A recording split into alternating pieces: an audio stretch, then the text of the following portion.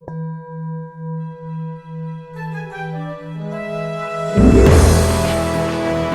Radical Secular Podcast, a demand for justice, equality, and rational public policy. Subscribe at YouTube, Apple Podcasts, and all the major podcast channels. Visit our website at theradicalsecular.com for articles, insights, and our complete library of episodes. Support us on Patreon, and follow us on social media. Hello, and welcome back to the Radical Secular Podcast. I'm Sean Prophet. I'm Christophe Defoe. And I'm Joe Occhipinti. Today, we're going to discuss a topic I've been wanting to delve into on this podcast for a long time, and that is incinerating the endless proliferation of absolutely rabid and filthy lies the fossil energy industry has been promoting about electric vehicles as a sort of companion propaganda to its multi-decade climate change denial campaign. You've heard these lies and half-truths, and fear, uncertainty, and doubt endlessly repeated, and it's quite possible that you and many of our listeners might believe them, or some of them, or parts of them. And there are billions of good reasons for that in terms of the amount of money and effort the fossil industry has spent poisoning the well against all forms of clean, renewable energy technology. Now, some of you have probably read Harvard University professor Naomi Oreskes' excellent 2010 book, Merchants of Doubt. If you haven't, you really should, because that's the entire story that we're telling. And I'm not going to really delve into the book, but that's something for definitely further exploration. What we are going to do today, though, is to do a deep dive into the electric vehicle transition. And boy, is there a lot to talk about. The questions we're going to be asking are EVs a brilliant and essential climate solution, or are they just another capitalist consumerist plot to lure us into yet another generation of expensive and unsustainable techno fixes that will leave us worse off than we are now? And how do electric vehicles relate to larger questions of social justice? Stay tuned and find out. But first, I want to remind you that if you like our show, make sure to subscribe, leave a review, check out our Patreon, and tell your friends to listen. New episodes post Mondays at noon Eastern on YouTube and all the major podcast channels, except Spotify. We also publish new articles regularly in our journal at theradicalsecular.com. The Radical Secular Podcast is brought to you by Cannibal & Co., located in downtown Jersey City and at shopcannibal.com. Cannibal, that's Cannibal with a K, stocks a rotating collection of goods ranging from apparel and accessories to home furnishings and fine jewelry. Cannibal weaves together its forward-thinking vision with its traditional roots to provide an expertly curated experience of unique and locally sourced finds. We're grateful to Cannibal for sponsoring our show. You may have noticed that we didn't post a show last week, and we also skipped what would have been our normal Monday posting on January 17th. So I want to start with some housekeeping, which is an announcement that for the immediate future, the Radical Secular will be going to an every 2 weeks podcasting schedule. All of us are facing changes and changing circumstances in our lives. In no way does this mean any kind of reduced commitment to the issues of justice that we all care deeply about. It's just a recognition that we want to continue to produce quality content and can't realistically commit at this time to doing that every single week. So let's kick right off and do our t-shirts. Christophe, what do you have today? Sure. Given the topic and given my my love, I'm wearing a gearbox, essentially, of the 6-speed manual with, by the way, with the reverse up and to the left, which is the German way of doing it. Yep. Right. So I am wearing that today for obvious reasons. We're talking about the transition away from gasoline-powered vehicles, right, and why that's important. Mm-hmm. But nevertheless, perhaps I am one of the voices of the progressives who know that this is necessary and 100% support it, but definitely love 6-speed manuals and internal combustion engines, right? Like those two things can and do live in the same head. So, that's my shirt today.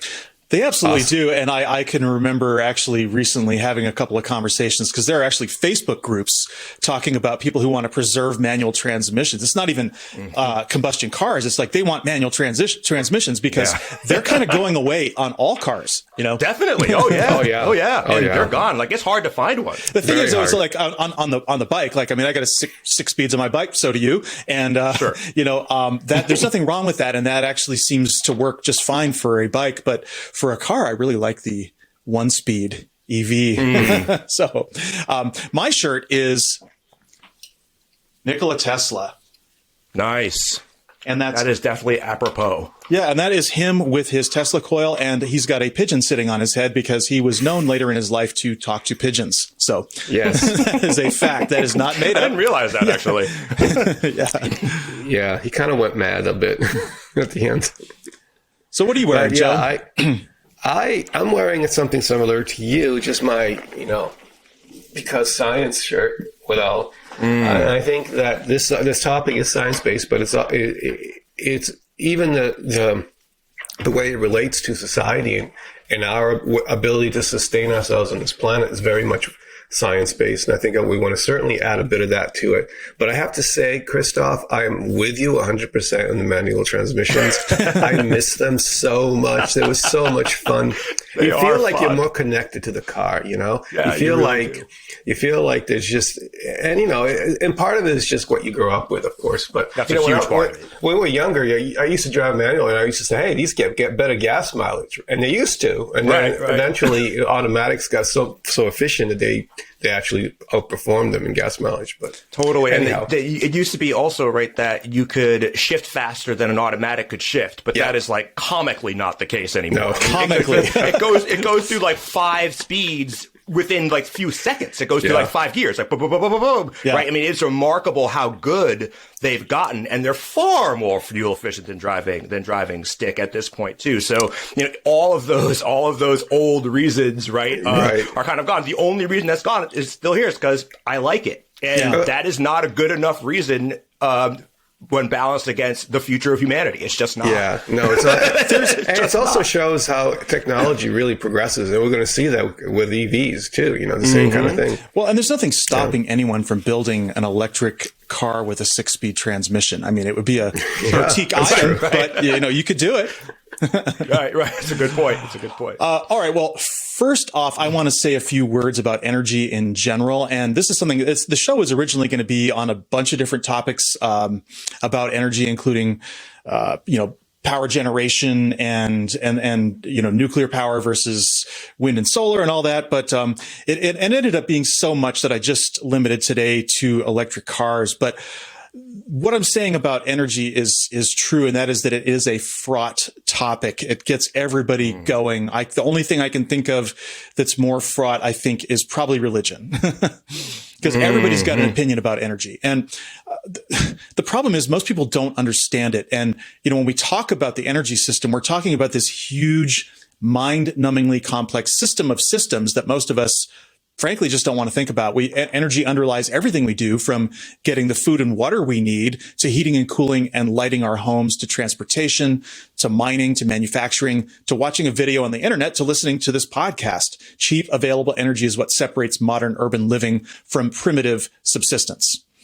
But yeah, and I think honestly, there's always been this sort of like just implicit non-recognition of that. Like Americans, in particular, they had their energy, they had their gasoline, they had their oil for heating their homes, but never really gave much thought to the absolute critical importance of it and where it came from and what it cost, not only in terms of money, but in terms of lives, all that's happened around the history of oil and keeping the oil cheap. And it's just a massively just powerful history that most people aren't aware of. And now we're going through the same thing. Energy now is so much related to our survival. So we're upping the ante even more because of climate change issues, that we need to understand energy as citizens. We need to do that. It's not like, we always did, but we need it even more now. Well, this is what happens. People think about energy only when they don't have it, like when the power fails on an extremely hot or cold day,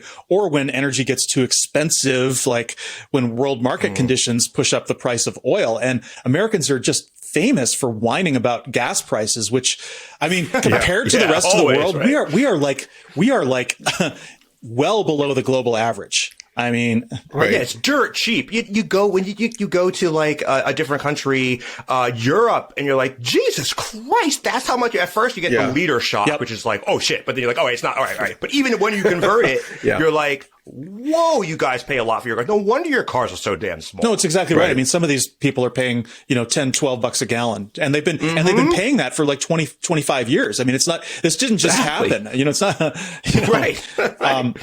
But okay, so unless of course you lived in Venezuela under Chavez and it was like 12 cents a gallon. There are places where it's heavily subsidized, and these are mainly oil producing countries that just basically give it away to their citizens. And but that's not the real world, and we're not in the real world either. No. So on the consumer side, there's sort of this bemused ignorance of energy markets combined with an almost sort of birthright sense of entitlement, like you said, Joe, to cheap, abundant energy, regardless of any historical factors or long-term cost. On the production side, too, energy, it's one of the world's biggest and most profitable industries. It includes all fossil fuel mining, drilling, refining, includes every power plant in the world, every coal mine, every gas station, every solar panel, wind turbine, geothermal well. It's an industry whose annual revenue is measured in the trillions of dollars, at least 5 trillion per year out of a global GDP of roughly 100 trillion. So it's tough to put a precise dollar figure on the energy business because a lot of it is being done by governments. And so it's not even in the financial markets. Right. In addition to producing oil and coal and natural gas, governments are often involved in municipal and national utilities. They issue utility bonds to build big projects, and those bonds represent one of the safest investments in existence. And they provide, they're a huge staple of pension funds. And anytime you want to put your money somewhere, park it in utility bonds. So, and this is something that we've all come to rely on. Because energy producers and investors have a reliably captive market. They've locked in these huge profits in these long-term contracts, and everyone needs to buy energy. And the energy industry is really good at producing and selling it. And these huge companies and governments, they don't want anything to get in the way of the gravy train. They don't want any sort of interruption or uncertainty. Consumers really don't want change either. They just want reliability. They want to know that they can flip the switch, turn the thermostat up, and the lights and the air conditioning are going to work every time. They want gas for their cars and trucks to be cheap and out of sight, out of mind. And so unfortunately, though, this huge lumbering and seemingly unstoppable energy system is still mainly based on fossil fuels, which is a recipe for climate disaster, as we've all talked about ad infinitum. Or ad nauseum, I should say. we have to think about our energy sources in detail, though, if we ever have a prayer of turning down the temperature. And now, if you're listening to this and you don't believe that human beings are having any negative impact on the climate, I hope you give us a fair hearing, because even if you don't care about climate remediation, there are plenty of economic and health and quality of life reasons why you should support a swift transition to clean, renewable energy. So let's understand briefly where we need to go to solve our energy and climate problems. Let's break down global emissions. And this is according to a graph from Statista. And this is from 2020. Electric power generation is 37% of global emissions, transportation 20%, construction and buildings 9%, manufacturing 22%, and other is 12%. So transportation being 20% represents kind of a surprising figure, surprisingly low, in the sense that we've all heard this constant emphasis in terms of climate on controlling emissions from cars and trucks and ships and planes. But the thing we got to realize is even if we completely stopped burning fossil fuels for transportation, we'd still be dealing with 80% of global emissions. And so we're going to save that for future episodes. But today we're going to focus on the 20% of greenhouse gases that come from transportation, mostly from cars and light trucks. So before we get started, I want to give both of you the opportunity to discuss your initial thoughts about the electrification of transportation that's now well underway. Well, first, let's just not forget also, it's not just about climate change. It's about pollution and human health and environmental health. The amount of damage that's being caused in the biosphere, even if you take away the climate change and greenhouse effect issue, is tremendous. I mean, we have now, by some measures, 11 million people dying of energy-related pollution in the world, air pollution, water pollution, and all that every year. I mean, not to minimize the pandemic, but how does that compare to the pandemic? Right. It's about the same. Maybe right? higher. That's about higher than the pandemic. Well, higher in terms of the official numbers, but in terms of the real numbers, probably not. But I mean, and we completely put the fact that this stuff is super toxic out of our minds. Like we don't even go there, but it is. Right? Try drinking a thimble full of gasoline and see what happens to you. Hang out in your garage while the car is on and see what happens to you. Yeah. This stuff is toxic. We needed it to advance in the modern world. It played, like you said, Sean, a tremendous role in that. A lot of it positive, as well. But it's time to move on, and we can move on. We can move on. Yeah. The other thing I wanted to say before you go a little bit, more on your thing is that I'm glad you added the part about electric cars being, quote, another capitalist / consumer plot to lure us, because I do want to talk about that.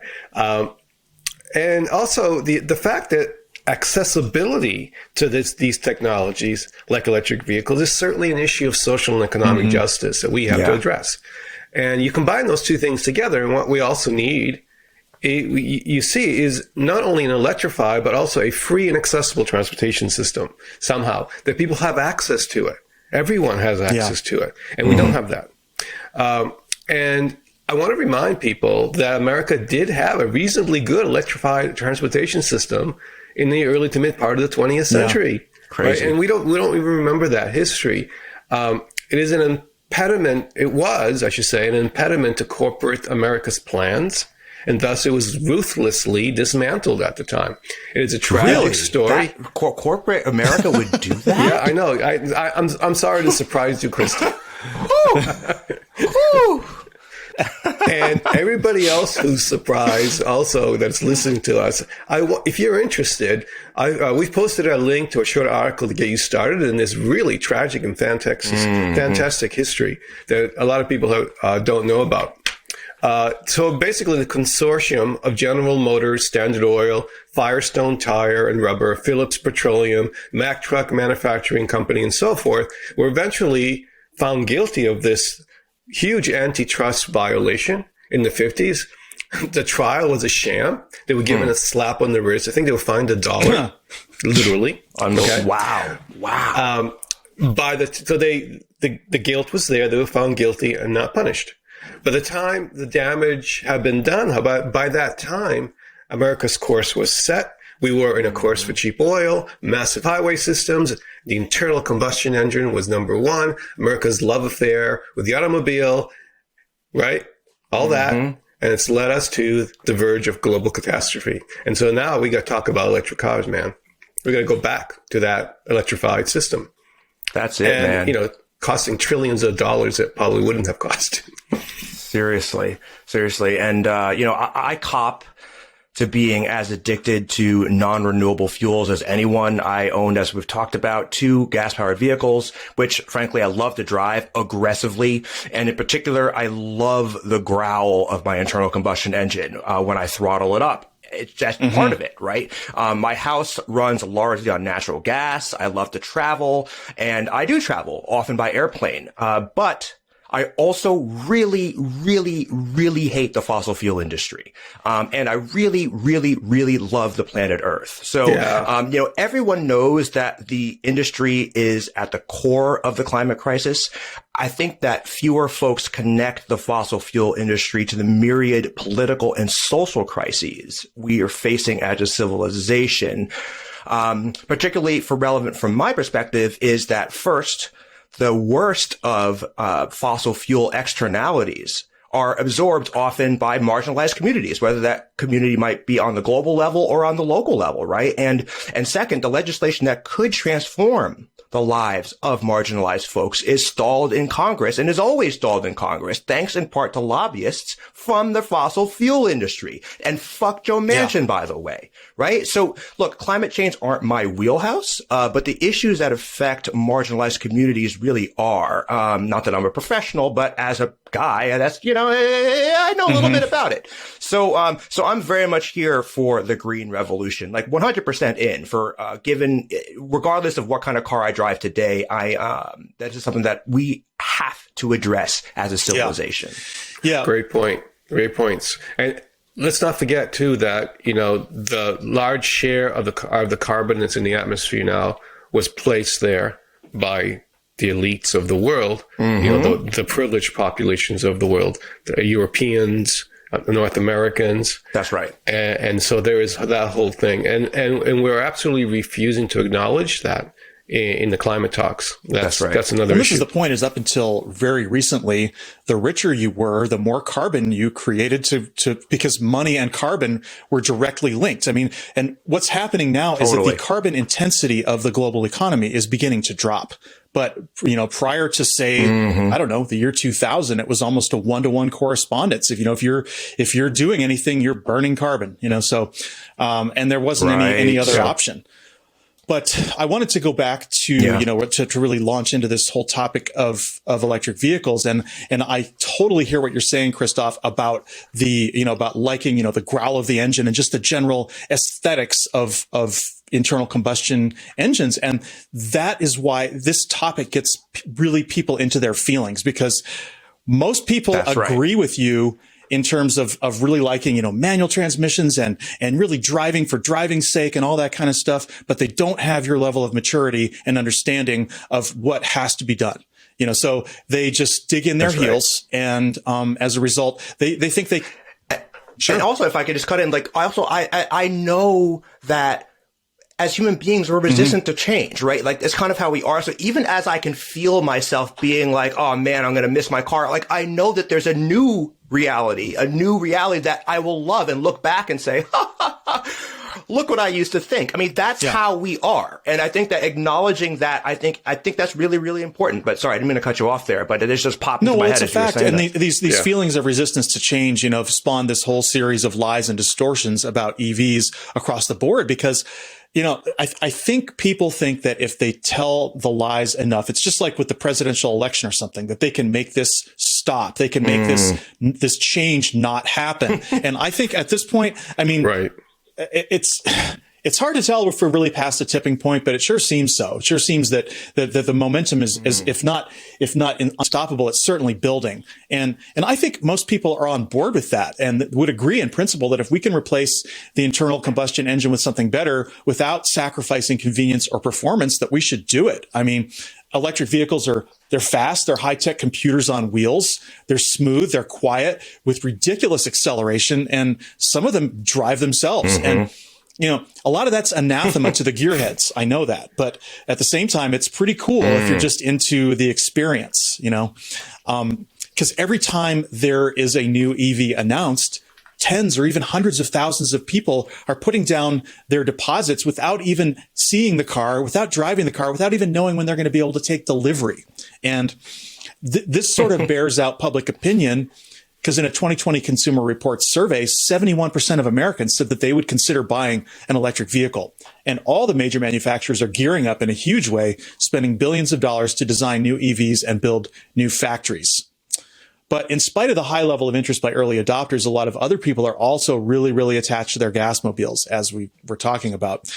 So there's a lot of mixed feelings and even anger, almost approaching the level of an anti-vaxxer or an anti-masker about people who are potentially being forced to give up their gasoline and diesel cars and trucks. So this is the main big lie that we want to talk about today. And that is that the government is going to force you to buy an electric vehicle before you want to.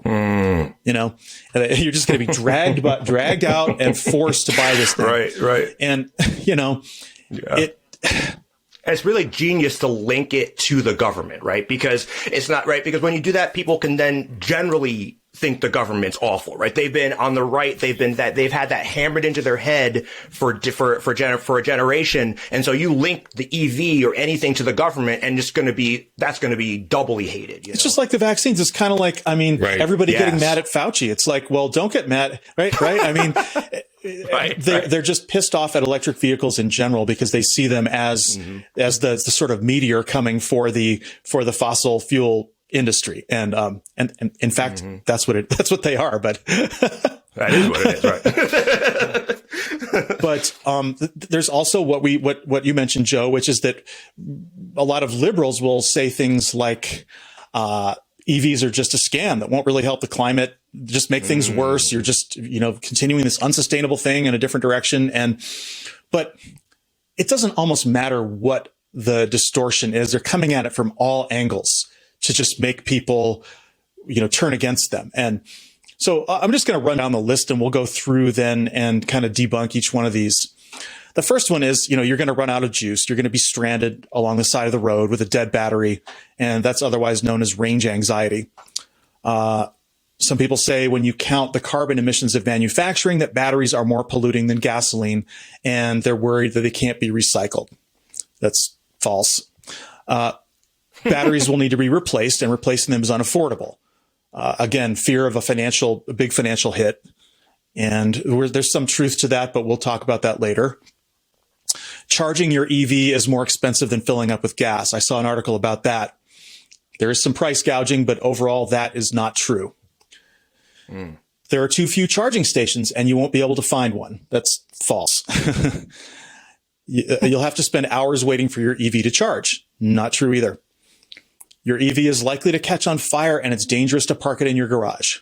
Again, a few isolated incidents. Statistically, that's false. People who buy EVs are just virtue signaling, and it's actually not morally praiseworthy at all. Why would someone write an article like that? Like, what do you know? But they Unreal. did. They did. Unreal. Yeah. They're desperate. EVs are too expensive and unaffordable for the average person. They are just toys for the rich. It's been said about pretty much every technological innovation in the last 50 years, including cell phones and, computers. Computers, right? Yeah, all of that. Sure. Worries about not being able to charge your EV at home if you live in an apartment. We'll address that. EVs wouldn't sell without high government subsidies. Well, again, it's an early adopter thing, right? These are expensive in the beginning. They get cheaper later. EVs are compliance cars, and they are doomed to fail because nobody wants them. Well, 71% of Americans do. So we're going to talk about all these issues coming up. I think you already addressed this, but I just want to ask you again, you still drive a gasoline car and motorcycle, Christophe. Mm-hmm. Have you heard these rumors about electric vehicles? And do you think, how has that affected your decision or your desire for an electric vehicle? Sure. Yeah. I have heard these kinds of brands of anti-EV slander, and I don't buy them for the same reason I don't buy anti-justice slander, right? It's always in bad faith. Humans, like I've been saying, especially conservative humans, though, are reliably resistant to change to varying degrees, and this kind of misinformation is practically to be expected, and I try my best to tune it out.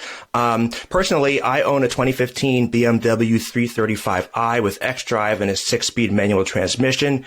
It puts down 330 horsepower from an inline 6. It fucking rips. It is amazingly comfortable, agile, fun car to drive, and it's reasonably fuel efficient as well.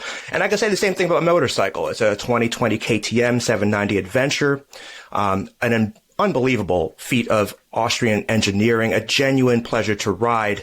But because I am a progressive, I really am. I take the climate change issue very, very seriously, deadly seriously, and I'm looking forward to a green revolution. I've driven a Model 3. The experience is unreal. Futuristic, right?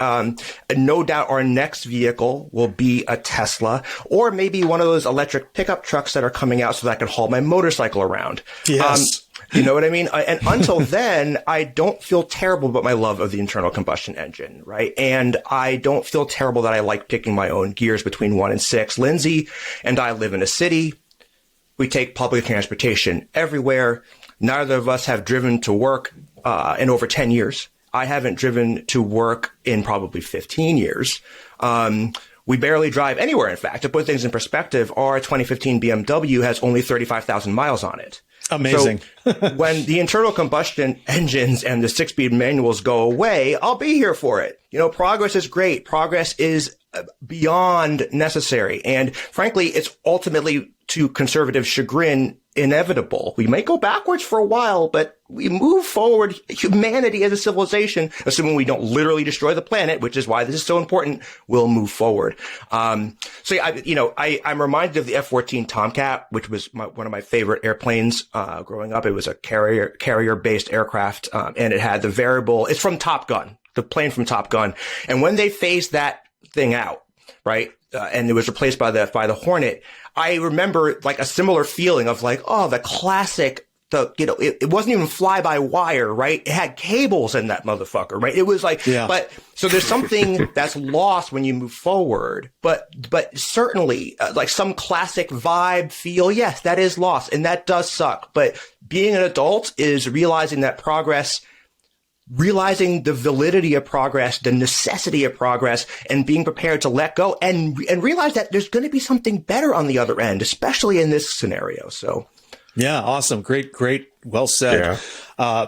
Well, Joe, you had a different experience, right? You just took the plunge and bought a Nissan Leaf. And that's literally within the last 2 months, right? Can you? Yeah. Yeah. We talked about it on the chat. Yeah, a few months ago. What gave you the comfort level to make that kind of commitment? Yeah, well, before I talk about that, I just want to say I have this image in my head of Christophe with Tom Paris on Voyager messing around with the little dials and gizmos. Right. Oh, man, that's great. Back to the blast of the past. You know how they build the Delta Flyer and Skeletons. That's right. He loved that stuff. I forgot about that. He was all about that stuff, wasn't he? But, there is something to that. That is cool. That's really cool. That sort of connection to the past, that feeling of the mechanical part of technology, it's really cool stuff, and it's I have some of that too. Like I said, I love standard, transmissions, but I have to say my Leaf is an excellent vehicle. It's literally a low budget EV, right? It's one of the cheaper ones. It doesn't feel like it to me. It feels like an awesome car. It feels really good. It's comfortable. It's quiet. Everything works well. It's well designed. We love the car. Awesome. It drives great. It did take some getting used to, mostly having to plan for the longer trips to recharge. That's a function of the lack of infrastructure in investment so far.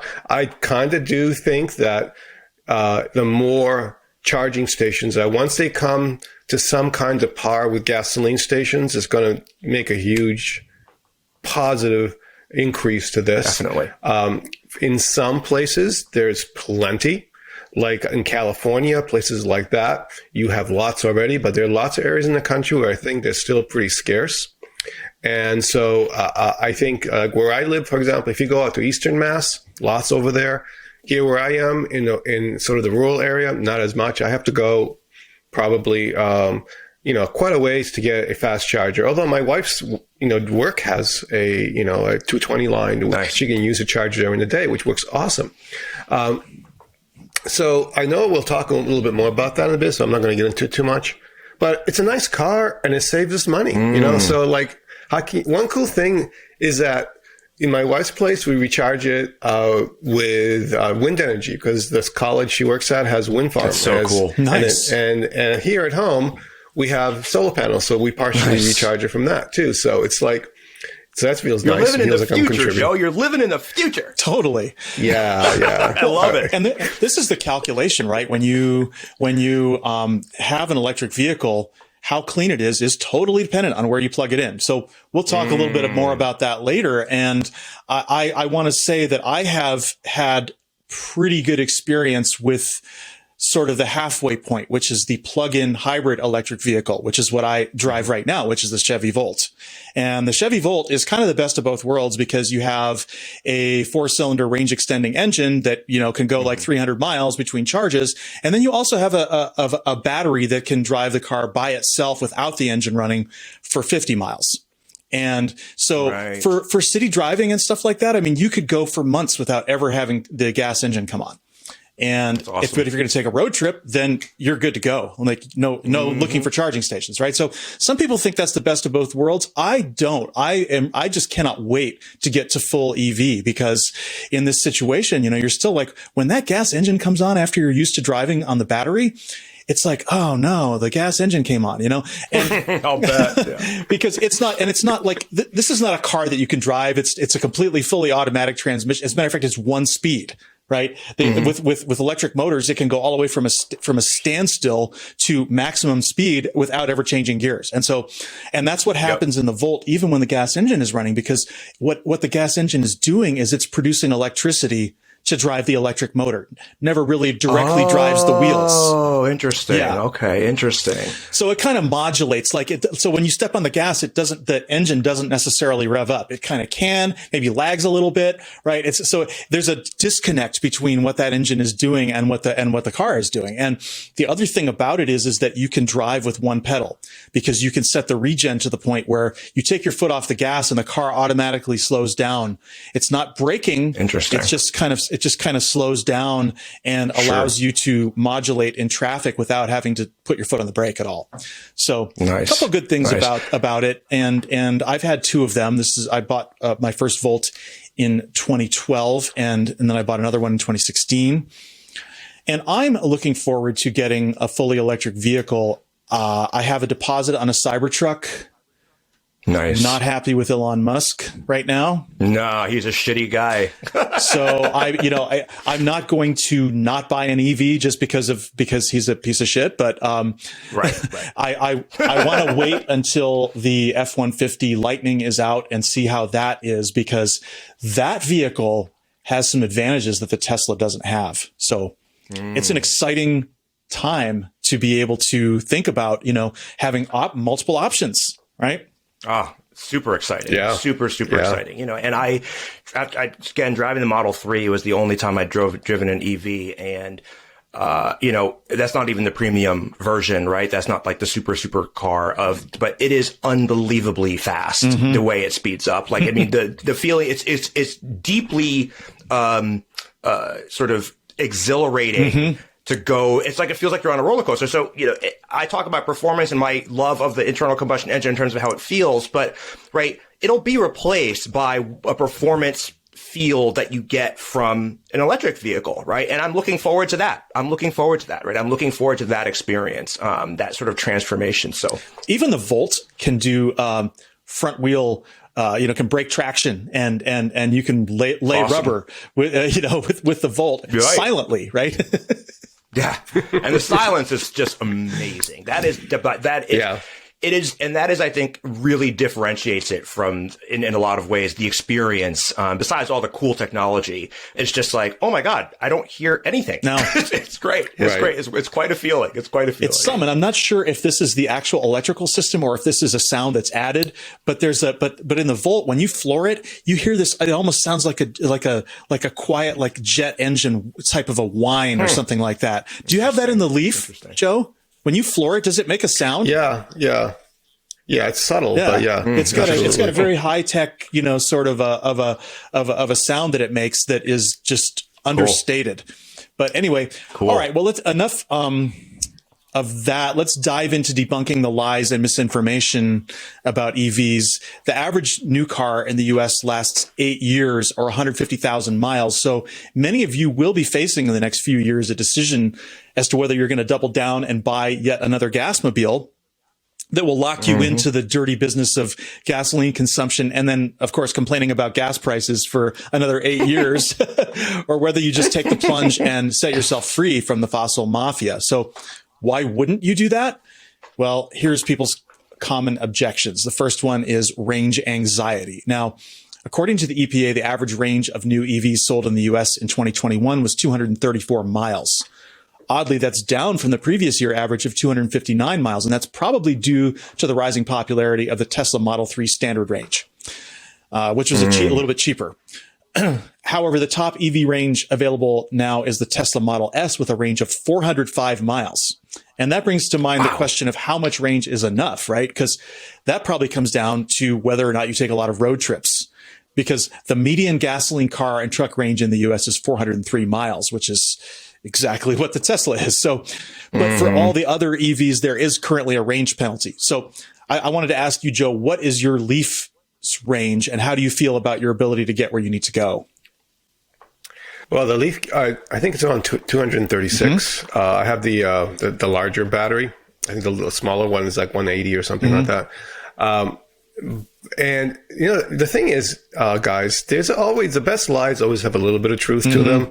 And there is an issue with the range. It still is, especially if you live in a place where you have to drive a lot, like I do. I mean, if you live in the city, really at this point, there isn't, honestly. But like, if you are driving a lot and you're driving distances, and also the other issue, of course, is if you live in a cold climate in the winter, that range goes down. It goes down quite a bit, actually. Actually surprised me how much it does. I haven't quite figured it out yet, but probably it goes down about 20% for us. That's the using heat that draws the battery, but also the fact that batteries aren't quite as efficient when it's cold. So in combination. But and that's pretty good for the Leaf's pretty good with that. Tesla, at least about 20%. Tesla is like around 7 or 8%. It's like the best. They have extra systems in there to keep the battery warm and all that. So I think, for city dwellers, I don't really see a downside. If you're going to be buying a full EV and you have a lot of rural driving, highway driving distance, then you have to consider whether or not a plug-in would be better. If you still want to get a full EV, then you can certainly do it. We did. And we're getting used to it. And the little bit of range anxiety that we did feel at first is basically going away. Now we've got it figured out. Yeah. So I think that if you're going to buy an EV and you're going to use it for long range driving, it's very possible you just have to do some homework and you just have to plan a little better. And then it's fine. And this is really early adopter stuff too, because we are just at the very, very tip of the spear. Battery range on EVs is going to be headed way up in the future. And with all the developments that are going on with even solid state batteries, which is like a whole nother paradigm for that, they could be double to even 5 or 10 times. We don't really even know. Like there's a lot of promise and we don't know how it's going to shake out, but I would not be surprised at all to see 500 plus mile range becoming common or even maybe essential within the next 5 to 7 years. And because the 2022 state of the art in electric vehicles it's kind of like where the PC was in maybe 1985, Right. Very early on. Right. We're in the dawn of this stuff. For sure. Well, and so the next objection is the life cycle emissions of battery electric vehicles, because we hear this a lot. It's like, oh, well, they may not have tailpipe emissions, but they pollute in their manufacture. What are you going to do with all those batteries? That is a constant thing that you hear people talk about. And it's generally super confusing because it's complicated to calculate. And there are so many variables. What we're talking about here is all emissions produced in the manufacture, ownership, driving, including the junking or recycling of the vehicle. Like, we're not talking about cradle to grave here. We're talking about cradle to cradle, since many of the components of electric vehicles can be reused. I mean, batteries can be taken out of the car and used as stationary battery backup for a long time. And then even when that's done, they can be broken down to their chemistry and made into new batteries. So there is a complete closed cycle here. Hasn't totally been established yet, but I think environmentally, EVs can be made extremely environmentally friendly. If I just jump in real quick, I in terms of range anxiety, which is one of the top things that you hear, right? It just seems to me, right?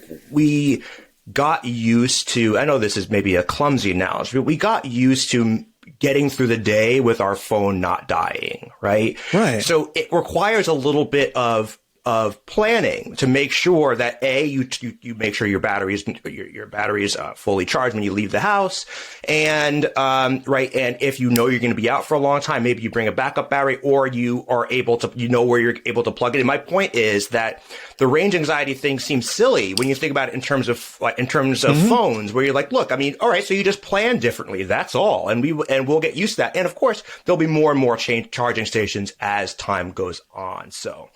Yeah, it really is something that can be figured out, and something that, the same thing was true with laptops. I mean, anything that takes batteries, you have to plan for it, and people did, and people will.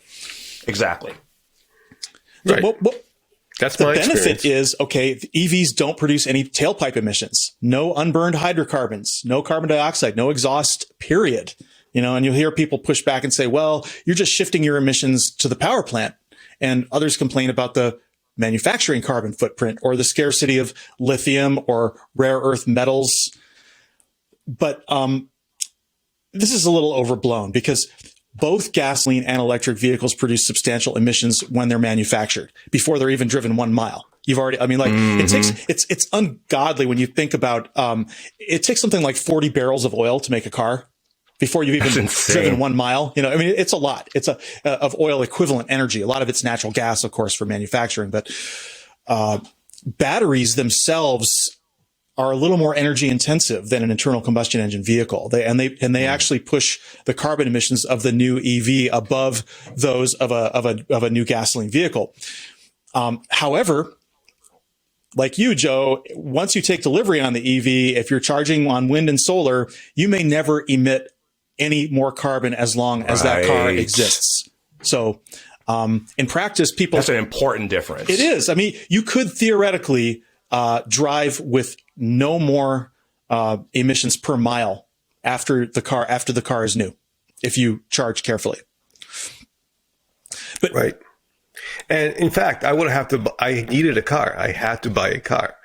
And so if I bought a gas powered vehicle, and then on top of that, use fossil fuels, it's a lot worse. Right? Yeah. And then you're locked into that for another 8 years. Mm-hmm. Now you've already gotten on the right side of history. Yeah. Well, the other thing is the cost of, like, even if you do get your energy from a coal-powered plant, it's still worthwhile and to get an electric car. It's not as good, obviously, but it's still a better option for the environment. Well, this is the point. If you're charging on the U.S. grid mix, which is, I don't know, coal's down to like 25% or less of that, so your car is going to be a lot cleaner. If you're in coal country, the car is about as dirty as a gasoline car. But that's becoming more and more rare as coal plants keep getting shut down. So the calculations are tough. They're a mess because there's so many variables. And if you're on a road trip, maybe you plug in at a supercharger that's connected to a coal plant. I don't know. It's hard to control these things. But what we do know, there's a rule of thumb across the board that an EV is going to emit 25 to 50% less carbon over its life cycle than a gasoline car. And I personally think that's a huge improvement, because that is significant. Yeah, and there's another issue too. I mean, again, always we're talking about climate change, but what about pollution? That's right. If you don't have cars in cities making smog, right, you're adding to asthma and lung disease and all kinds of health issues, and then damaging the environment. Even modern coal power plants now have scrubbers, and they don't have that same effect at the local level. So, I mean, there is so much more to it than just, basic, these raw numbers that you see. If we replaced every car on the road with an EV, we would knock 5 to 10% off of our total global emissions. And that is substantial. I mean, we got to start somewhere. It's such a huge job, but that 5-10%, that's a big chunk. Definitely. So, okay, what about the problems with lithium mining or the difficulty obtaining rare earth elements, which come mostly from China? I mean, the resource issue is definitely something that's worth talking about. We don't want to just replace, oil devastation with lithium devastation all over the place.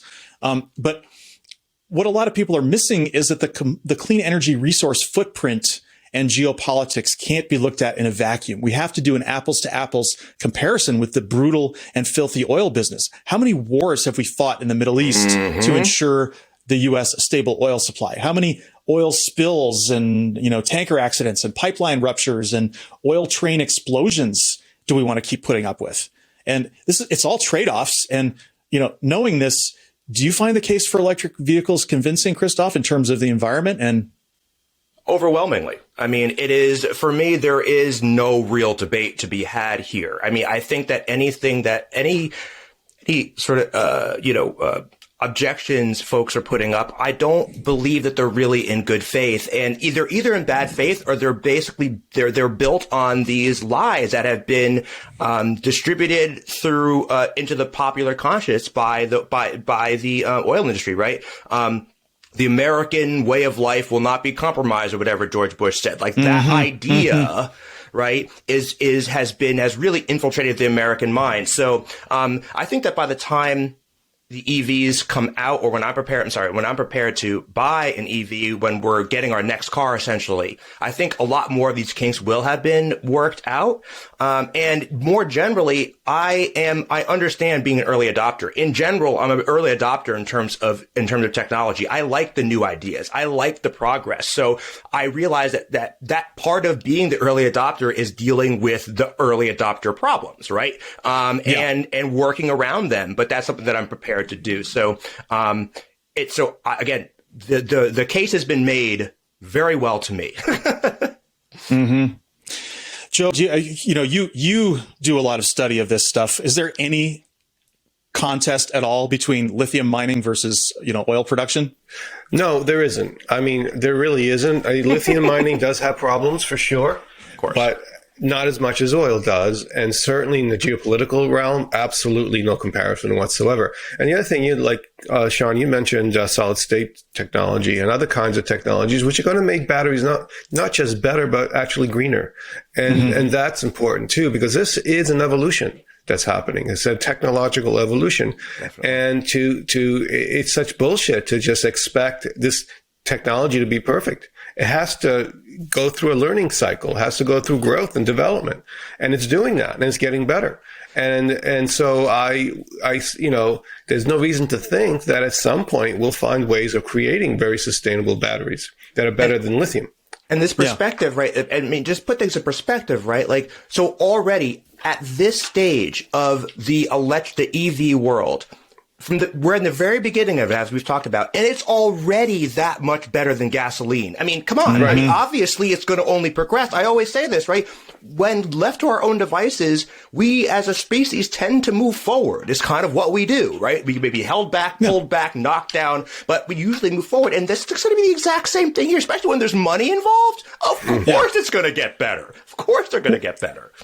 Think about this, the embodied emissions of an EV, it's because the factory is run on fossil fuels, right? It's because the mine is run on fossil fuels. So what happens when the factory and the mine are now run on renewable electricity? Suddenly, even the embodied emissions go away. Exactly. And that's the train that we're on. We're on sort of compounding gains that the more we develop this stuff, the more it gets deployed into the power grid and everything else that we'll talk about in future episodes here, the more we have a chance to even get rid of manufacturing emissions. Right. So it comes together. I mean, like, for example, me being able to charge the car mostly on green energy now, because there are other projects going on, other challenges being solved, other things in the pipeline. And it's all becoming ideally an integrated system of improving our world. And so if you just focus on one and say, well, it's not enough, well, of course it's not enough. Right. Why would you think it would be? Right. Well, here's the thing, and a lot of people get this confused on another level too, because I was talking about this on social media to one of our former guests, Almir Osmanovich, and he's of the opinion that we ought to be getting rid of cars altogether, and he doesn't really see EVs as a climate solution. A lot of other climate activists feel that way, frankly. They're really upset about car dependence and our car-dependent cities and the way their cities are laid out. And yeah, I guess it would be better if we could just completely rebuild all of our cities and snap our fingers, but that's not happening. So, also it's a lot of this is about shifting perception where, when you buy a car and gasoline, what you're really buying is transportation. You don't necessarily care that much about the vehicle. You just need to get where you're going. You need to get your stuff where it's going. You need to get your family where they're going. And, a car, however, sits unused for 23 hours a day on average. And when you think about the amount of resources and money, it's people's second biggest expense after their house, and it's just sitting there most of the time. So maybe there's a better way. And maybe this is something that, robotaxis or, then we used to start to think about what happens if we have robotaxis that just pick people up. Now you don't need parking anymore. And you can repurpose, parking lots in cities. Like it becomes a whole re-engineering of society thing. And we also know that the Republicans don't want that. They love car dependency. Oh yeah. They love, and they're really opposed to public transport, so much so that the Republican Party has established a firewall against it. And as part of that, when we saw the 2010 election and Scott Walker got in, he killed a proposal that was already in process to connect Madison and Milwaukee with high-speed rail. And this just came up recently because the trains that were built for that have been mothballed since then. And they were just recently sold to Lagos State in Nigeria. And this is it's just a sad irony that Nigeria is getting trains that were meant for Wisconsin. I mean, seriously, yeah. More power to them, happy for them. But why did they sit there for 10 years? Why were they sabotaged? Totally. It's go ahead, Sean. Go ahead, Joe. I get Almir's point. I do. I think he's right in an ideal world. I think that if we had the power to restructure our built environment quickly, then hell yeah, that makes a lot of sense. But we don't. It's just a vast environment. It's going to take generations for us, even if we had started a really robust project to change the architecture and the infrastructure and the transportation nodes and all that, it would take generations, right? And so we have to think about what we can do, where we can apply the principle of public transportation. There are places that we can, and where we can, we absolutely should, right? Yeah. But where we can't, and where electric cars are really the solution, and a robo taxis even more so, as you said. I mean, we have to be pragmatic here, but also we shouldn't use the excuse that we don't have that infrastructure not to develop public transit either. So there's got to be, because people will do that. I mean, people will leverage that point to then say, we don't want to invest a lot of money in public transit. Totally. And we can't allow that, because public transit is part of the solution as well. It has to be. Yeah. And in my, thanks for that, Joe. In my ideal world, I think we live in the United States and a planet, frankly, where, right, electromagnetic high speed rail, right? Like that dream is well, it's a dream, but, and then driving is sort of like a niche hobby, right? That you do because of X, Y, and Z, or you just love cars or whatever. You build your own car or whatever it is, right? But to your guys' points, that's not where we are. And we've already walked down this path, in the United States with the interstate highway system. We're really far down that path already. So, I think just from a pragmatic standpoint, like you're saying, Joe, I agree with you that the EV seems like the most pragmatic, forward-thinking solution for now. And again, also, and I do think, right, Uber and Lyft and all these places, I mean, ideally they would love if they didn't need to pay drivers, right? Like that is definitely what is coming, right? Yeah. And in a place where I live, like in Jersey City, that would be absolutely fantastic. I mean, that kind of thing would be absolutely fantastic. So I'm a geographer, and I look at public planning and modeling and public space and land use. And I don't think people realize just the vast amount of land that's been taken up by low density residential homes. Oh my God. And it has wiped away millions of acres of natural forest, farmlands. And so it's not just about the energy use. I mean, that's a big part of it, but it's about land use as well. Right. And we need to restructure that, because we can't, this is an incredibly inefficient and ecologically damaging, way of organizing society. Yeah. And we just did it, and we're continuing to do it. Exactly. And we got to stop. It's interesting because I was, like back in the early 2000s, I used to read a lot of this literature about, reimagining cities and things like that. And one of the things that we don't realize is how much actual land is taken up by streets. Like they figured if you just got rid of streets and had, and had large areas of cities that were off limits to cars and that were either walkable or were served by a rail transit or whatever, that you'd have enough, just the streets alone would be enough extra land that you could grow enough food for everyone living there. I mean, it's like, It's insane. That's amazing. Yeah. And the third thing is a quality of life issue. In Barcelona, for example, and other places, they've been experimenting with getting rid of cars from central cities, and people love it. It's a quality of life improvement for everyone. Totally. You can walk. There's more social life. The air is cleaner. Fewer people getting hit by cars, because that's a huge problem. Yes, people getting hit by cars is a huge problem in the cities. Cars have dominated our land use space for so long. We almost can't even conceive of what it would be like to live without them. True. But ultimately, they're going to be here for a long time. I'm not saying they're not going to, but I think we should be visionary, and we should think about restructuring the places that we can restructure, right? Yeah. And begin that journey that's going to take generations. We need to do that. Well, and when you think about it, the figures are staggering. It's just like you mentioned earlier about the number of people who die from pollution. What did you say? Like 11 million a year or something like that?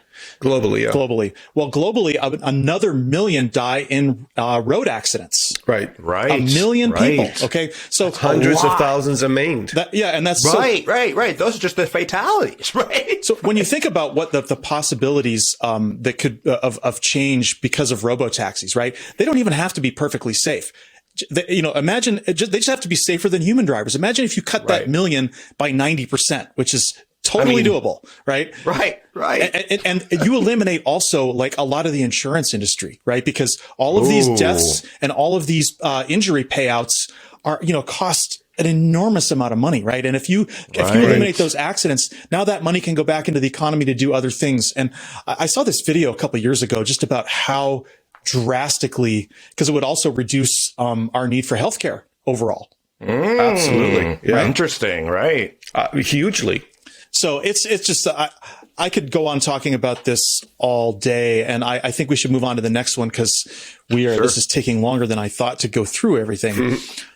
So let's talk about battery life and maintenance, because this is another big question that people have. And it's a recurring complaint that I heard even as far back as 2000 when people first started buying Toyota Priuses, is that their batteries would fail and they would require replacement. But as it turned out, that's an experiment that's already been run. We know the results.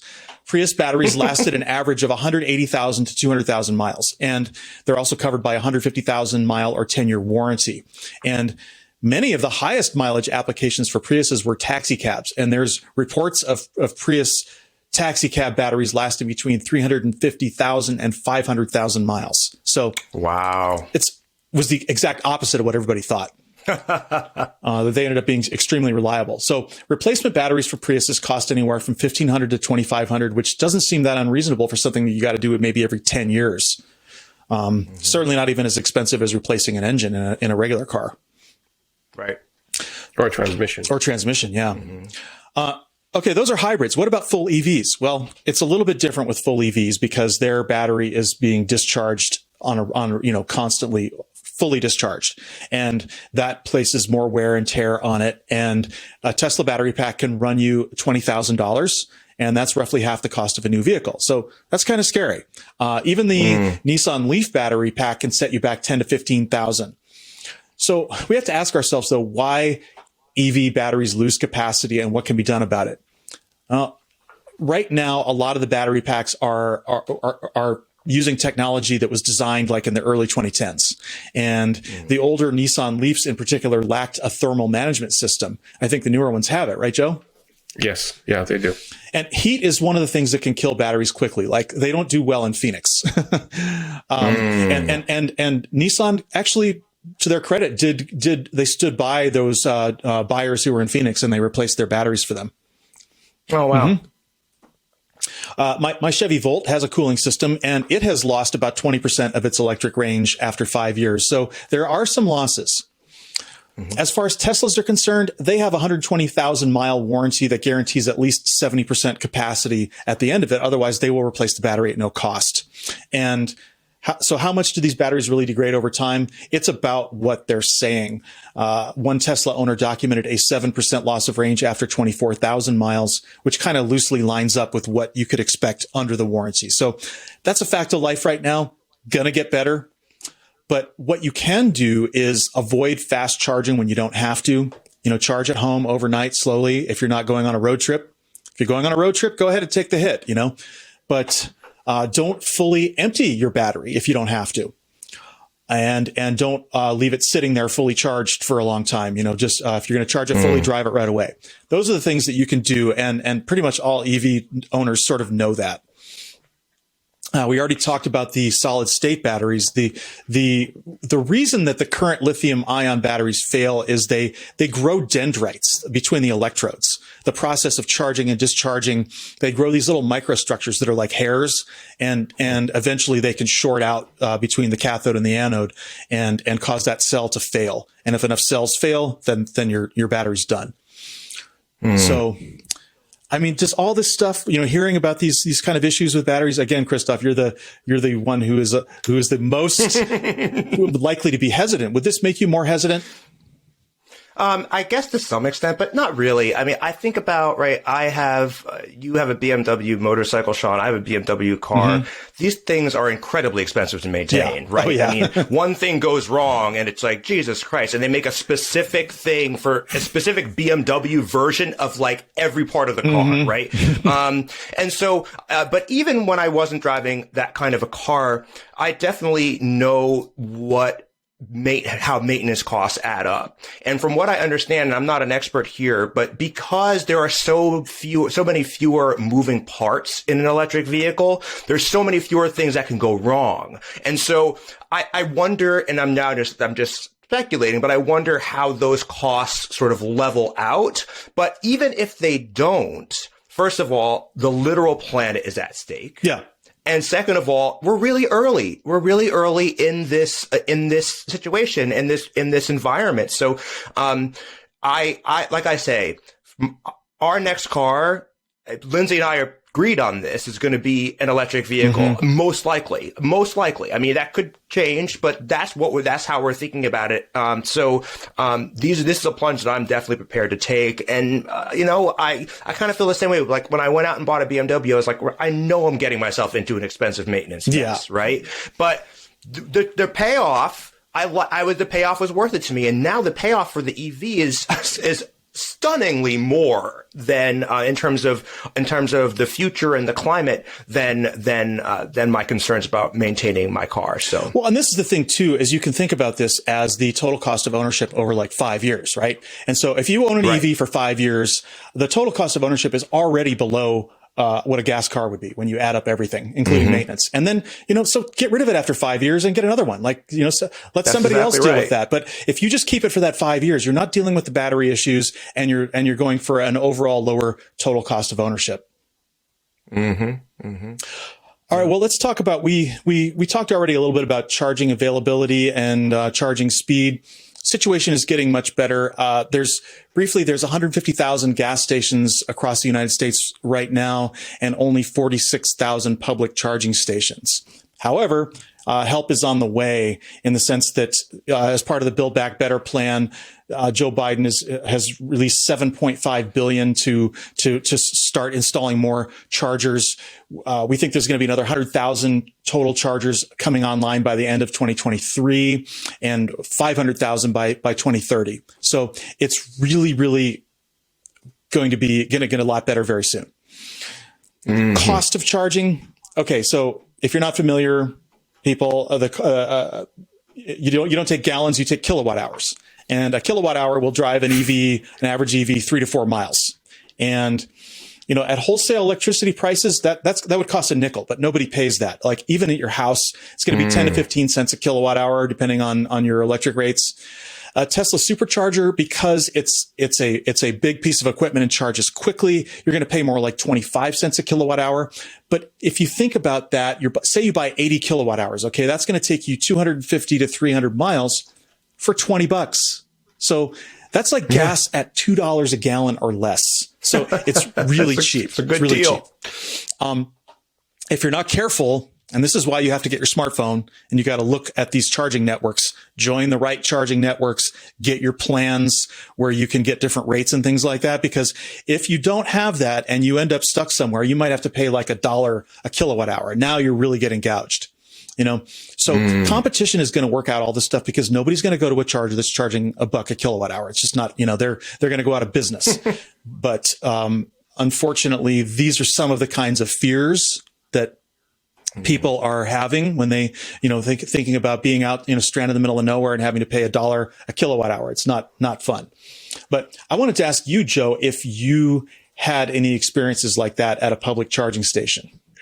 Oh, yeah, several. I mean, we live in the rural area, as I said, far from many services. So we drive a lot, and we have family that's far away. We drive a lot. So we have the need to take long trips quite a bit. And so it is an issue for us. And again, also there's the cold climate thing that we have to consider. So actually we're not in the deal buyers for EVs because of all that. And yet it still works for us. And with a little planning, like you said, guys, you can make this work. You just have to do a little planning, have the right app, find the right places. And at first we experienced a little bit of that range anxiety because we didn't know what to expect. It was new. We weren't aware of the winter issue and so forth, but we figured it out. And the truth is that it's really not that big of a deal. As far as keeping the batteries charged to try to, maintain the life of the battery, I've done a little research on that, and it's kind of a little confusing. 10 to 90% range sounds about right. Some people are saying that. But then sometimes you see the 20 to 80% range. But if you actually go to the manufacturer, like Nissan, they say, don't worry about it. Just charge your battery. Yeah. Right? It's the same thing with GM. They don't think it's a problem. And that's because they put in overcharging safety systems in there already. So the batteries don't actually literally charge to 100%. Even though they say it's 100%. So that is why I think it's not as much of an issue as people think there is with the newer technology, the newer cars in particular. So, I do see that not relying on the fast chargers is conventional wisdom, that those will decrease the life of your battery somewhat. I don't know how much. I haven't figured that out yet. But certainly things to consider. When you think about how many times people go on a road trip, maybe it's like a couple times a year, right? I mean, for you, it's more because, but for most people who are urban commuters, it's maybe a handful of trips every year that you would have to use a fast charger. Otherwise, you just charge at home, Yeah. Mm-hmm. That's right. All right. Well, let's talk about this sort of ethical and psychosocial component of EV ownership and the EV transition. And this is where we get into talking about the antisocial behavior of people who just hate EVs for the same reason they hate masks and vaccinations. It's the big bad government controlling their lives. They can pry my diesel truck from my cold dead fingers. Those people. That's pretty good.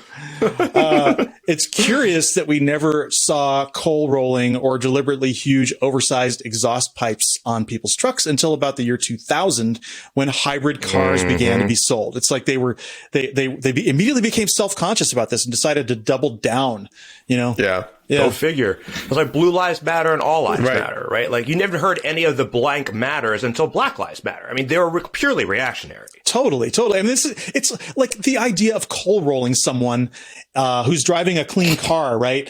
Blowing thick black smoke toward them. It's exactly the same as coughing on someone during a pandemic. It's exactly the same. Yeah. Yeah. But the other thing that they're doing, spiteful. They are blocking charging stations.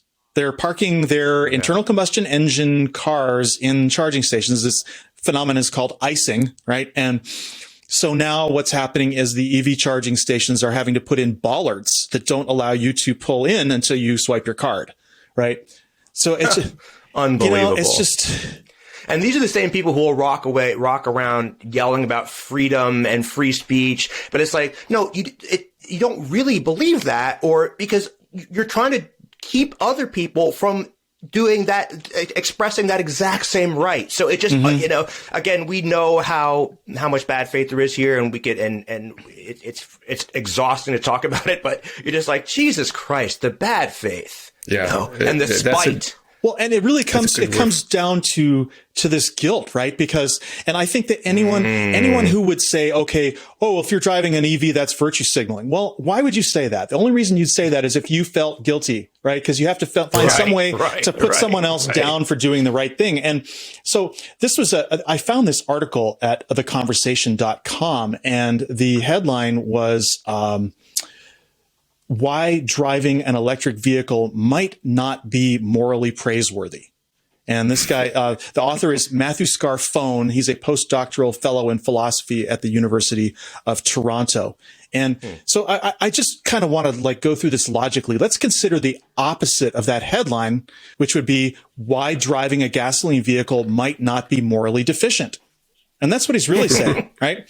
Right. That's right. That's right. And you see where this is going. It's the old capitalist kind of line summarized by Don Draper in Mad Men, where he says the goal of advertising is to tell the consumer, whatever you want, whatever you're doing, it's okay. Right. Yes. And To be fair, Scarfone is not really saying that. It's kind of a bait and switch because he does point out in the article that if a person wants to cause less harm, they can simply drive less. And that's true. It's absolutely true. True. But this goes back to what I said earlier about switching to public transport or biking or building more walkable cities.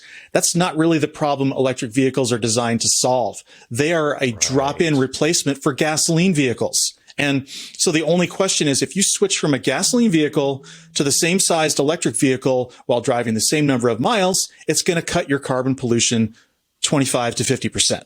And that is morally praiseworthy. Totally. How do you, I just like, sometimes I feel like this stuff's so obvious that you shouldn't even have to be said, but it does. But it really does have to be said. I mean, it's kind of like the Don't Look Up movie, right? Like, if you do it with subtlety, people will just ignore it. And sometimes you really do have to be really brazen about this sort of stuff. I think that really, really is important, you know. And the virtue signaling thing is just such, people do this with race. People will do this like, oh, if a white person talks about supporting Black Lives Matter, then oh no, you're virtue signaling. It's like, as if there's no way. And again, I think your point is a really, really good one, Sean, is that it reflects an internal guilt from that person, that they have to pull you down because they know deep down, or maybe not even deep down, but on some level, they realize that they should be doing better, right? And also the other thing is that, right, it's like this is part of a system like we've been talking about too. It's like EVs, for me, again, we don't drive a lot. Most of the way we get around is public transportation or biking or walking. That's sort of how we do it. I used to ride my bike to work every day. But my point is that, like, any one of those things is not enough, right? Just the EV is not enough. But when you put it together into the system and we change the system more broadly, that's how we get to real meaningful change. So pointing at the one change is like, that's not going to do anything, completely ignores the fact that we can't, certainly not in this environment, change everything all at once, right? So it's going to take time, but a step in the right direction, is a step in the right direction. Yeah, it is. And so there is an urgency to the climate crisis. People feeling a lot of pressure to get things done very fast. I certainly feel that. I mean, I look at the data and the evidence, and it's like, it just blows your mind how bad it is. And so you want to say, well, that's not fast enough. We got to go faster. We got to do more. That's not good enough. Absolutely. But you're making common cause with those who don't want to do anything when you do that, because it's not realistic to change that fast. It just isn't. We have to find that sweet spot between being very, very aggressive, but also being realistic about what we need to do with climate change. And that is not an easy proposition, but you should not make common cause with people who just want to say, fuck you. We're just going to drive around gas guzzlers and you suck. You know, there's no such thing as climate change. You don't want to make common cause with those people. And you're doing that if you're not careful. We see this thing where people will say that something won't work, but even if it did, it's not a good idea. And you see this in terms of like people saying climate change isn't happening and electric vehicles won't help solve climate change. Well, which is it, man? I mean, right. That's like I saw a meme recently saying that Trump has, mused that he would pardon the January 6th rioters that were in prison if he became president again. But it said, but wait a second, I thought they were Antifa. Why would you pardon Antifa? Right? It's just, again, there's no consistency or anything there. It's just throw it all in. What are you punishing them for? Doing their civic duty? They're doing their civic duty, right? Yeah. Right. Exactly. Yeah. Well, and they just throw it all up against the wall to see what sticks. And this is the next topic here, which is the issue of safety. Okay. And the issue of battery fires. And this is something that, I mean, it's well known. Lithium batteries do catch on fire. They've caught on fire in the cargo hold of planes. They've started fires in buildings. I mean, we know that this happens, and it really gets played up in the news. You'll see someone's home in ruins, and you'll find out that not only did the electric vehicle burn the person's house down, but that EV fires can take hours to put out, and they can even reignite like a day or two later. And That's actually all true because this is the way there's a lot of energy in a lithium ion battery. And if it shorts out, I mean, you don't want to be anywhere near that thing. But statistically, it's very unlikely. And it's kind of like worrying about a plane crash when you're about 100 times more likely to die in your car while you're on your way to the airport. And battery fires, like plane crashes, are very dramatic, but fortunately very rare. And you find this out when you actually think about the fires in gasoline vehicles, of which there's around 200,000 every year in the U.S. 200,000 vehicle fires. That's a lot. Now, yeah, it's like worrying about dying from the vaccine versus the pandemic. Right. It is. And the vaccine itself. That's a great point. Great analogy. Yeah, and people will think, oh, well, there's a lot more gas fires because there's more gas cars on the road, and that's not really the case. If you look at the stats, gasoline car fires happen at the rate of 1,500 fires per 100,000 vehicles sold, which is mostly older vehicles.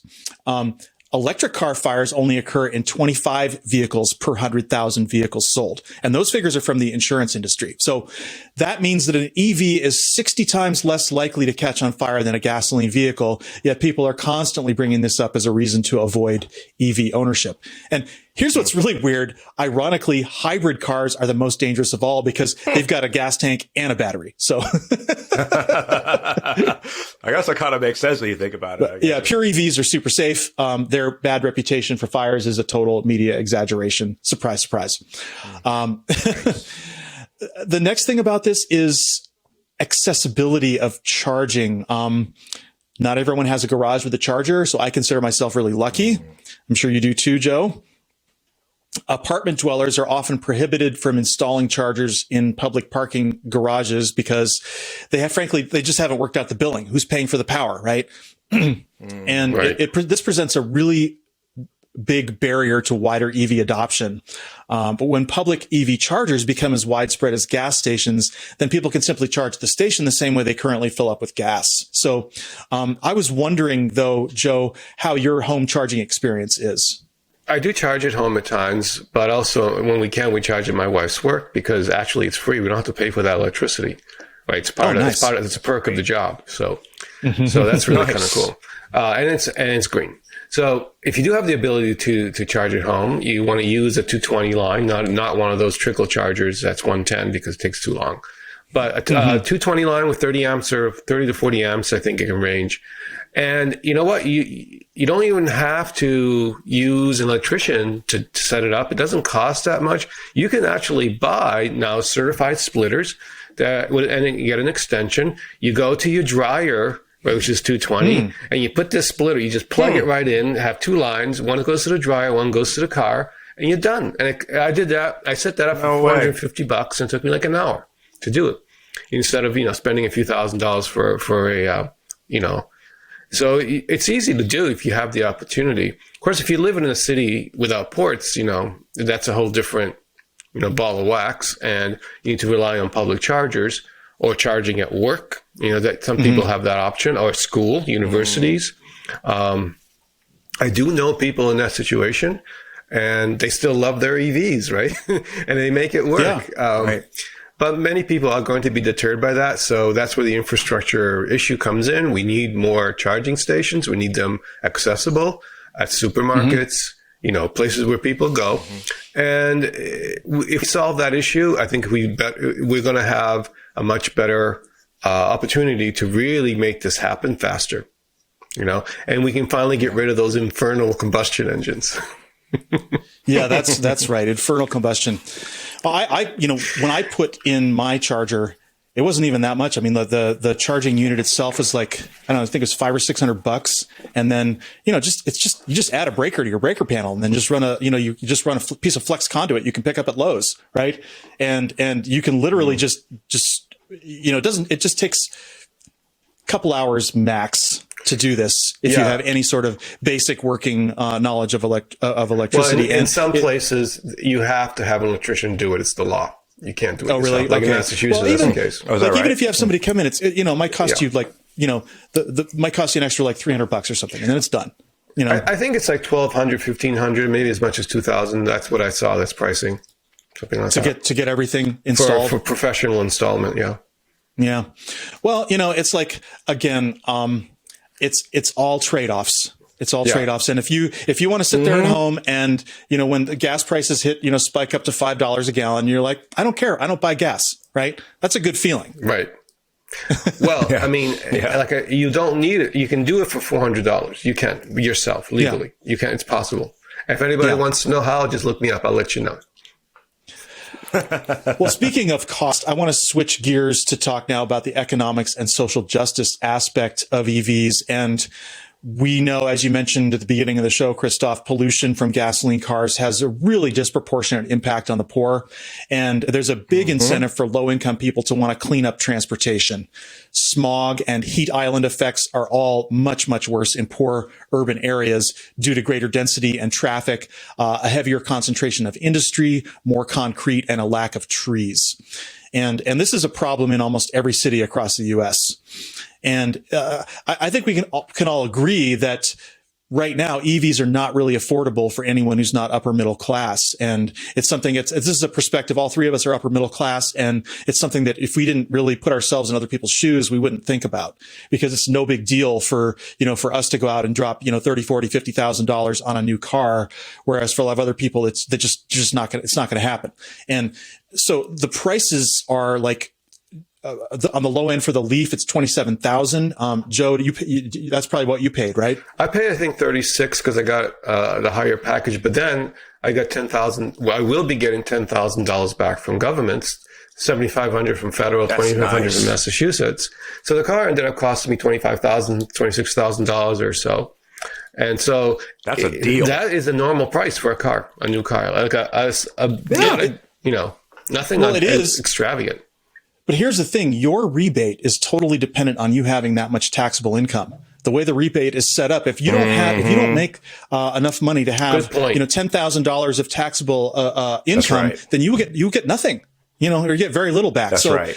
It's something that it's an issue.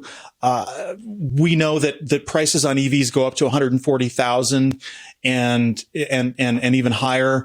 And so it's something that we need more action on the low end.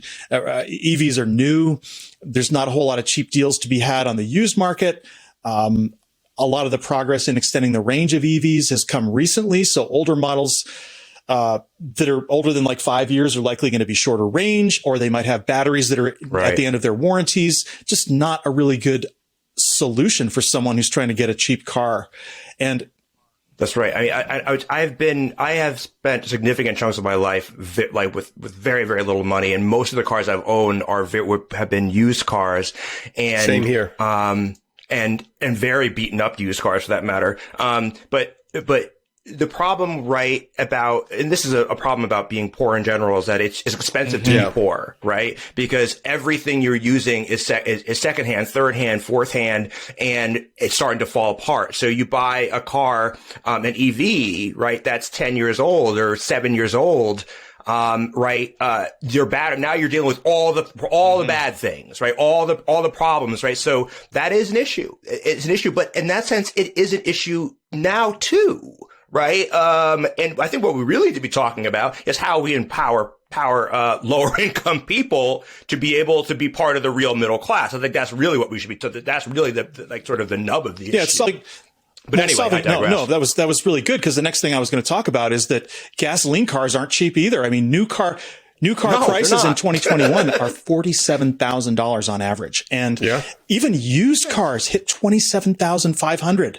The average used car. So, and we're talking about, if you're poor, you're going to spend maybe $500 or $1,000 on a car. You're not buying no $27,000 used car, and that's just not an option. You got to get something to get you there, get you back. And it's going to be something you're putting gas in. So, it's right.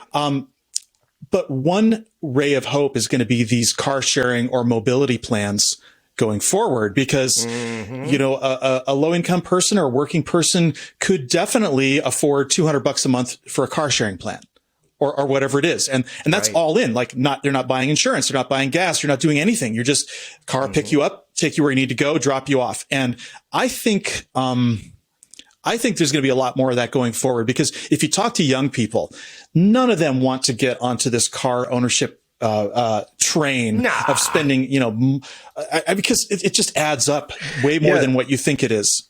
It seems like the American love affair spell is starting to break a little bit. Yeah. I think it is.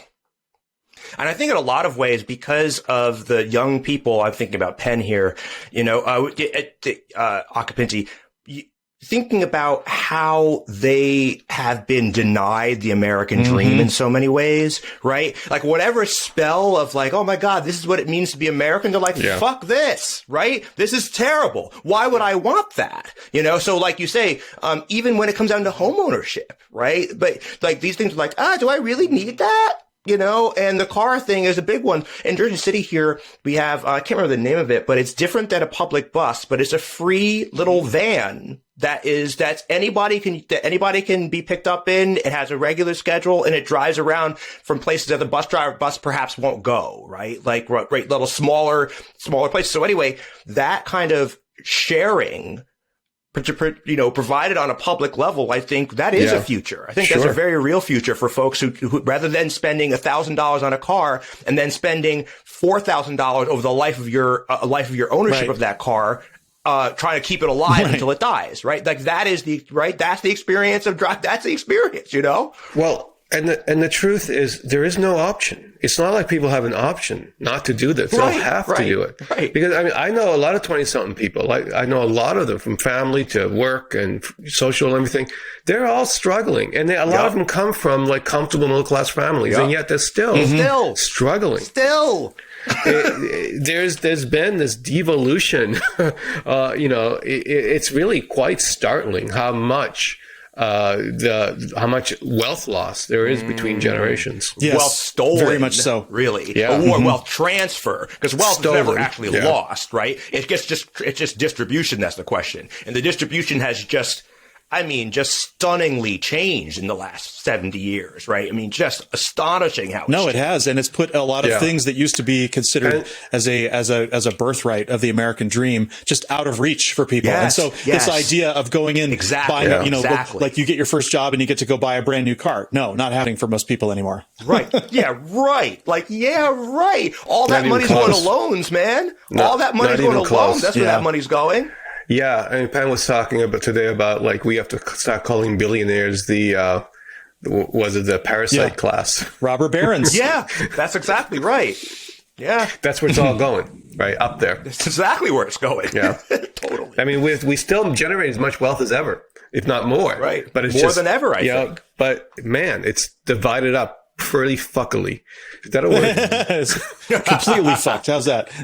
We'll take it. Looking at though what the options are for people, you can do the high end thing where you buy your own brand new car, whether it's EV or gasoline. You can do the Uber thing or the car sharing plan where you don't own a car, but you just pay to go wherever you want to go. Or you can do the low end car, $500 car route that you just barely keep it going. And so these are choices that people are making. But I think increasingly, if someone knows that they can, for a nominal monthly fee, like a cell phone plan, get wherever they want to go without ever having to deal with car ownership, I think that's going to be huge. I'd do it. So too. I think so too. It's all a question of how soon, Elon Musk or whoever else can make these robotaxis work. Right. And of course, eventually they're not even going to look like cars. They'll probably look like little offices. You can go there, you can have your coffee, work, and they'll just, a little pod. The Johnny Cab goes around. Right? Yeah, totally. Yeah, exactly. So for the people who still really want to own a car, EVs now have a real opportunity to compete with gasoline cars on price because battery prices have been dropping steadily over the last decade. And just to illustrate this, in 2013, 1 kilowatt hour of battery storage cost almost $700. And that same kilowatt hour only cost $132 in 2021. That's more than a 5-fold drop. And battery cost is the limiting factor on extending the future range of EVs that we've talked about. According to Wright's law, which is another thing, it's kind of like Moore's law for batteries, which it covers the learning curve effect in terms of manufacturing and economies of scale. The lithium ion battery cell costs fall by 28% for every cumulative doubling of units produced. And so that's held true pretty much from the beginning of when lithium ion cells started to be made. So, and if you look at the graph that I've got here, I mean, it's really, really gone down, and we're going to see that, I think, drop further once we get into the next paradigm of batteries. But so the other thing that's really exciting is that EVs are much, much simpler than gasoline vehicles. There's hundreds of moving parts in an internal combustion engine, and the drivetrain, hundreds. And the simplest EVs are the ones that have a motor in each wheel, not even a transmission.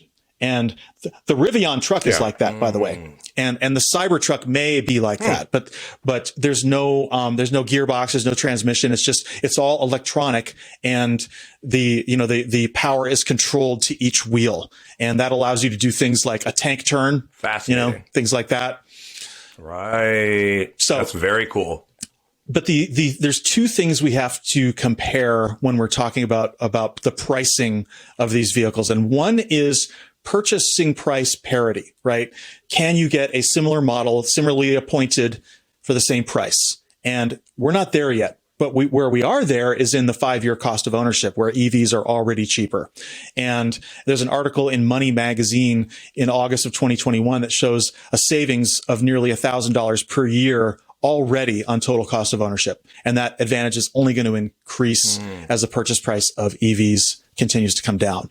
So, sure. But we still have to think about the poor and the working class. And EVs, like most higher end gasoline cars, are still going to be out of reach to lower income people for some years, based on just low wages and lack of access to financing. But we see, though, that EVs are on the classic technology adoption S-curve, like computers and cell phones and other expensive tech that targets early adopters with high prices first. And then with the beginning of mass market penetration, economies of scale come into play, and more choices of models are offered, more people can afford to buy. And rapid progress in the EV segment could also at some point trigger the Osborne effect, where new EVs are getting so much better so quickly that people are going to delay their purchase to get next year's model. And I'm almost there right now, where I'd like to buy a new vehicle soon, but I'm waiting for the 2023 or 2024 releases from Tesla, GM, Ford, Rivian, and Kia, because I want a 400-mile range for $50,000 or less. And maybe a truck, maybe not, but what I want is not on sale yet. I kind of feel similarly, incidentally. Well, the other thing I want to say in terms of the social justice thing is that so people of color tend to live in cities, not exclusively, of course, but they're high percentage wise. Poor people certainly live in cities. And so we need to really leverage the public transportation side of this as well. Electrify public transportation. We can't just go with, we have to look at this as a multi-problem, multi-solution issue, and we don't fight between the solutions. We have to go, 100% towards better public transportation, and also 100% towards electric cars. It's not an either or proposition. Yeah. Great point. And because we talk about this a lot, people are unable to think in systems, right? People think about the stock, right? They think about the components of the system, because that's what you see every day. And then it's really easy to get tunnel vision on that. But for the system to work, you got to fix all of those points and attack all of those points, Joe. And I think that's super important, especially, like you say, for poor folks, and the unhoused. Right. Public transportation is absolutely critical. If for no other reason, then, it can be complicated to have a credit card and a phone and a plan that's kind of like a full plan. Like, maybe people can't do that, right? But you can always just get on the bus, right? You just pay right there with $2 and you're on the bus. And if you can do that, and if you can do that, broaden that and make it cleaner, so you're not literally getting on a bus or an electric bus, right? That's how you start to solve these problems for people on the lower end of the income scale. I see a couple of options too. I see that, like you said, an electric buses, that's easy to electrify the buses. We already have the technology to do it. It's such an easy one. And so you just get that going. And then the other possibility is that, say there are, fleets of robotaxis going around cities. It wouldn't be be that hard to issue credits to the unhoused. That's right. That's right. You issue them these fare cards, just like you issue fare cards on any public transport, and they can get into a robotaxi. So that's right. And you can integrate them to the public transportation system. You take a taxi to a terminal and then take the terminal from there or whatever. I mean, there's all kinds of ways of. Robotaxis are really good for last mile, right? Because you can't have stations everywhere. You got to have that last mile transport of where people are going. Right. And I think that's super important. What's her face? I can't remember her name now. Your friend who came on, Justine. Yes. She was talking, talked a lot about that last mile, that element is that's a problem, right? That's a problem that has for public transportation, and the robotaxi system is just a great solution to that. It's a great point, Sean. Yeah. Well, that brings me to summarizing. Progress in the electric vehicle market has been fierce in the last 5 years, and it's about to get even fiercer. We're reaching a real tipping point. As recently as 2010, there were virtually 0 electric vehicles sold in the U.S. In 2021, that figure was nearly 4% of all total vehicle sales. So that's awesome. Mass adoption in any market begins when the product represents 16% or more of total sales. And in California, that's going to happen with EVs this year in 2022, with a projected market share of 17.5% of all new vehicle sales in California. So that's stunning to me. That's already happened.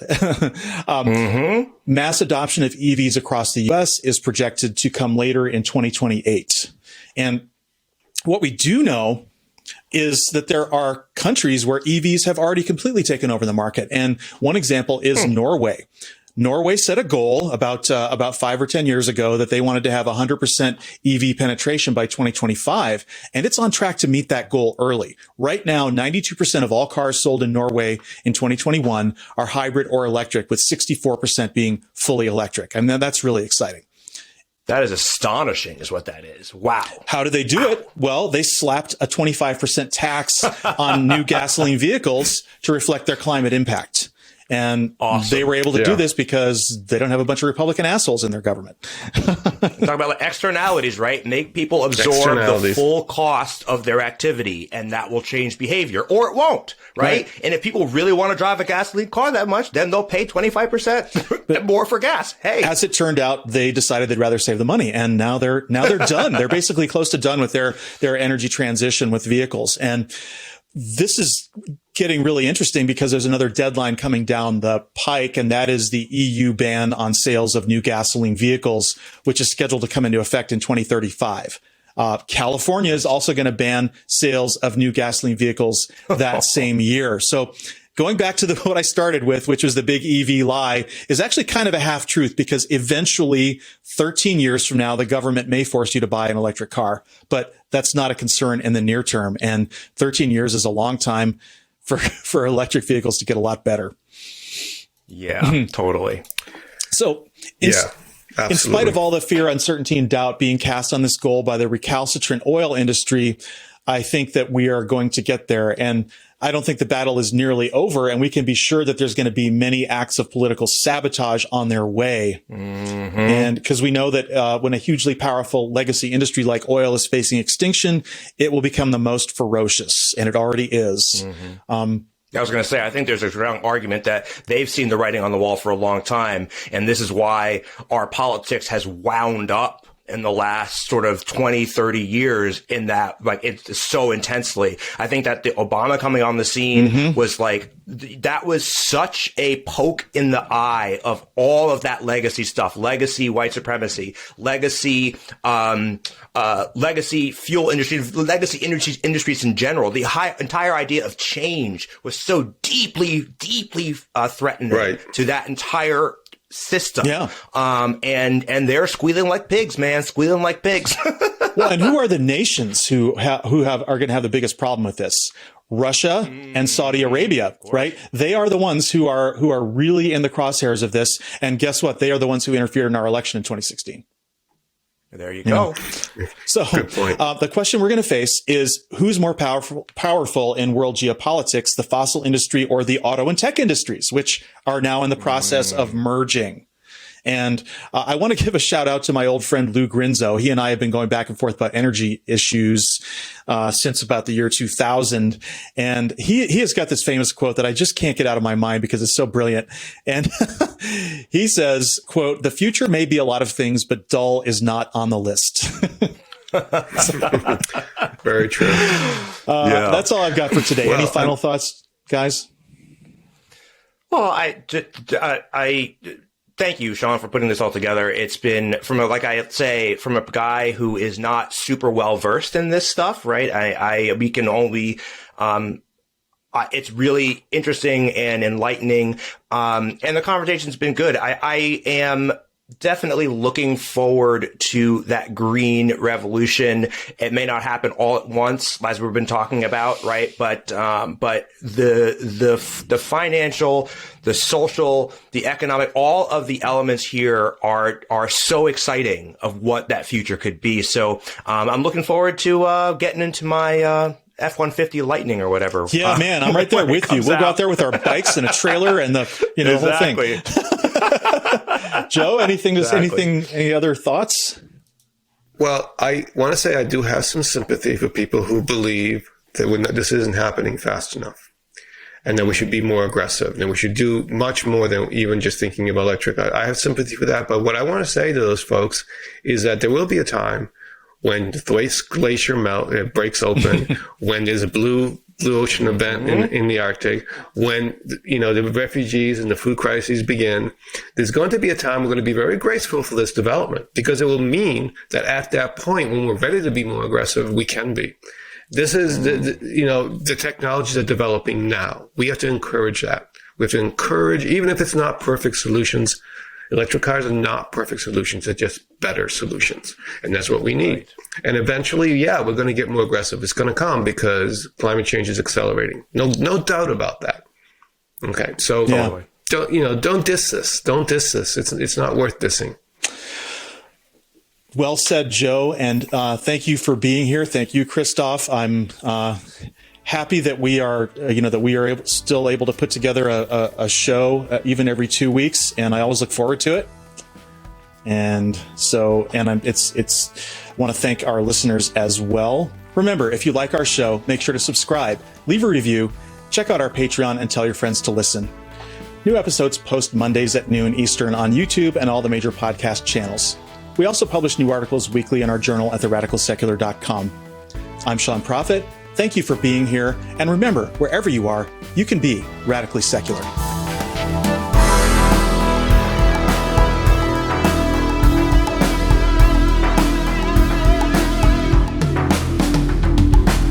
The Radical Secular Podcast is written and produced by Christophe Defoe, Sean Prophet, and Joe Okipinti. Logo and main title designed by Tim Stetner. Post-production and original theme music by Sean Prophet. Special thanks to our support team, Lindsay Brightman, Jillian Sky Jacobs, and Lori Field Okipinti.